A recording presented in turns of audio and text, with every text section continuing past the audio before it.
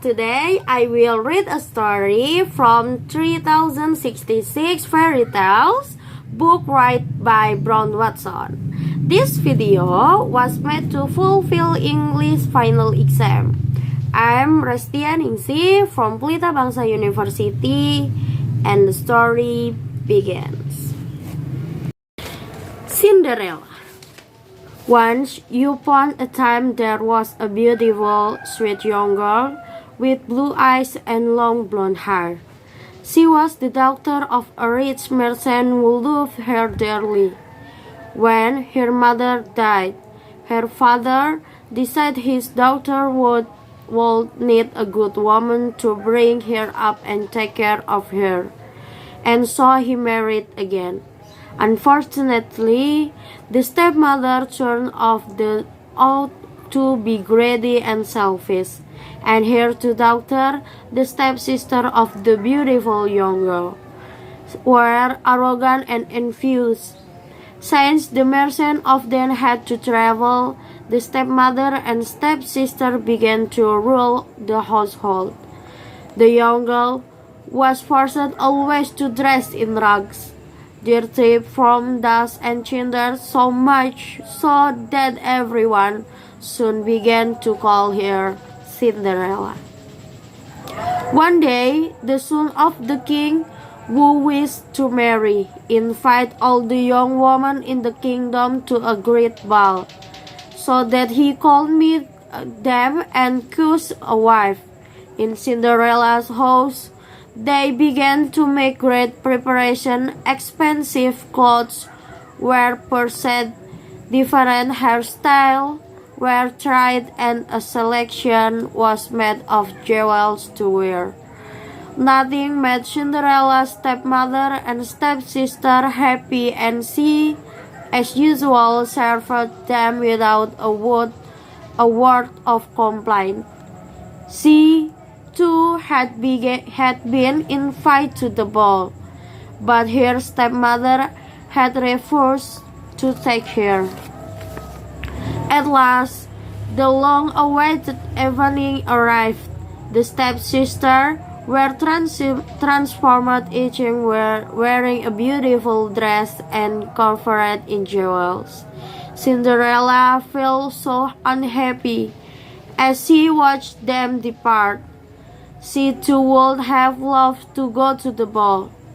She too would have loved to wear a silk dress. The poor girl couldn't hold back her sobs.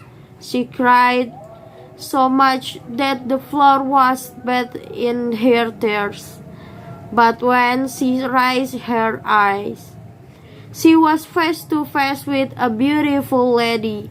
It was her very good mother. "Why are you crying, little Cinderella? Do you too wish to go to the ball?" the lady asked her. "The ball is not place for me," replied Cinderella sadly.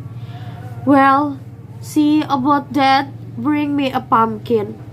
With the touch of her magic wand, the lady changed the pumpkin into a splendid carriage.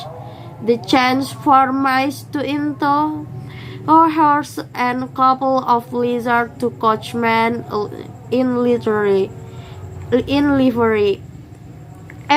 Everything is ready," said her very good mother.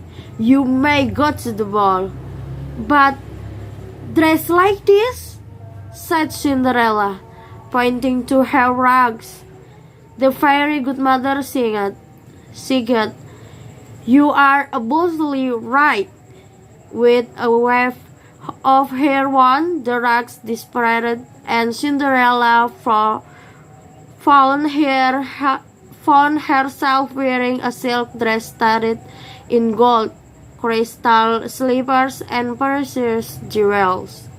Only Cinderella's lovely face needed no change, for now she was happy and smiling. "Now get in and go," said the very good mother. "But remember, At the first stroke of midnight, you must leave the ball. At that moment, my spell will cast to work. The carriage will again become a pumpkin. The horse will be mice again, and the coachman will become lizard once more.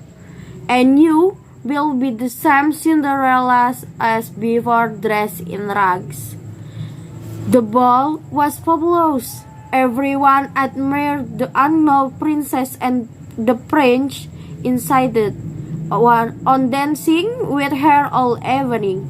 Cinderella's heart overflowed with joy. Then the clock struck the first stroke of midnight. Cinderella did not lose a moment. Still smiling, she ran quickly away. The prince ran after her, but could not catch her.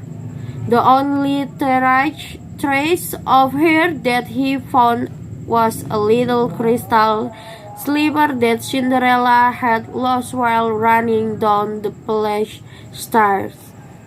At the palace, the princess was desolate. He had to find the beautiful girl who was at the ball, the one who had lost her slipper. There was a royal announcement. All the young men in the kingdom were to try on the slipper, and the prince would marry the girl. It fitted perfectly. The morning after, the crown officials began their search, but not one young maiden managed to fit into the extraordinary slipper. Finally, the prince arrived at the merchant house, and both of the stepsisters tried on the slippers. Absurdly useless. It was so small and so delicate that they could not even get their toes into it. The prince, who was growing ever more sad and depressed, was about to leave when he noticed Cinderella, who was standing shyly in the background. "And who are you?" he asked. "Oh, she only a servant," replied the stepmother. But the prince looked into Cinderella's eyes and, in great excitement, commanded her to sit down before the chamberlain. She extended her foot. The slipper was a perfect fit. Immediately, Cinderella was desired as she was at the ball. The prince asked her to be his wife, and the marriage will collaborate that every day. It was a magnificent ceremony worthy of their great love. And as regard the stepmother and stepsister, the prince might have wanted to punish them for their weakness, but Cinderella chose to forgive them. She invited them all to come and live with her at the royal palace, and soon after, the two stepsisters married to noble knights of the crown. Her stepmother at last realized the error of her ways and became kind and gentle to everyone. So the story finished with the most beautiful spell of all. They live happily ever after. Okay, the story is finished from 3066 from book written by Brown Watson. This video is finished. I'm Restia Ningsih. I want to say thank you and wassalamualaikum warahmatullahi wabarakatuh. Dadah.